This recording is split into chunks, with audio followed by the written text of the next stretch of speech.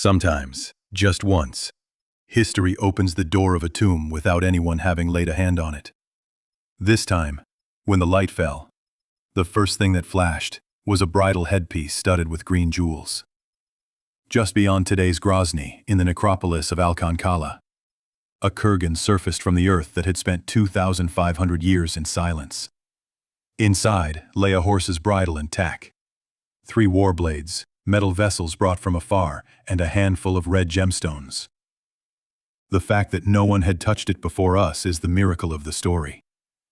The Alans, kin to the Sarmatians and Scythians, were horse-riding nomadic peoples. Their roots reach back to the Iranian plateau, and their language was a branch of the Iranian family of Indo-European.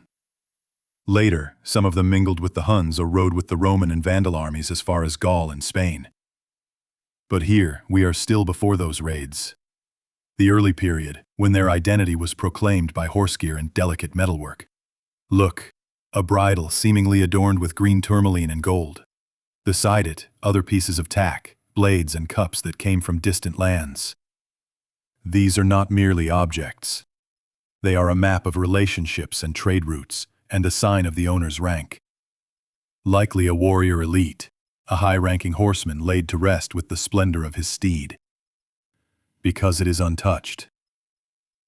Most rich Kurgans were plundered centuries ago, but this one, like a time capsule, has preserved the order of burial and the authentic arrangement of objects. From this very order we can read the rites of farewell, social hierarchies, and even Alan's taste in art. In Alan art, animal motifs and equine imagery are prominent. This jewel-studded bridle beside the blades tells a story of a world where valor, the nobility of the horse, and fine goldsmithing completed one another. Each gem on the bridle is a yes to the dignity and splendor of a rider, whose name we no longer know. Split the image in two. Below, the excavation team, measuring tapes, grid lines, the act of recording. Above, the dream of the steppe and galloping horses, the glint of green stones on a horse's brow. Between the two, a single beam, a metaphor for the dialogue between science and myth.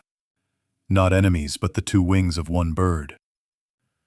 If bridles could speak, they would tell of the last rider who looked toward the evening sun and rode on. Now it's your turn. Who was this arrangement for?